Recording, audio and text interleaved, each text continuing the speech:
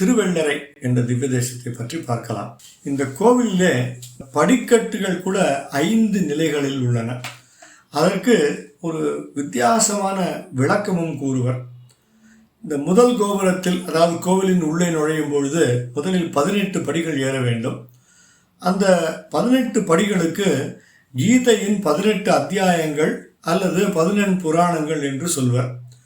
அடுத்தது அதை தாண்டி உள்பிரகாரத்துக்கு போகிறதுக்கு 4 படிகள் தேவைப்படும்.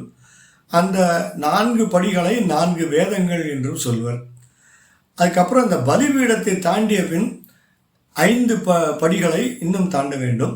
இந்த 5 படிகளை பஞ்சபூதங்கள் என்றும் சொல்வர், இல்லை என்றால் அர்த்த பஞ்சகம் என்றும் சொல்வதுண்டு. இதுக்கப்புறம் தான் துவஜஸ்தம்பம். அதற்கு பின் அமைந்த 8 படிகள் அஷ்டாட்சர மந்திரத்தை குறிக்கின்றன.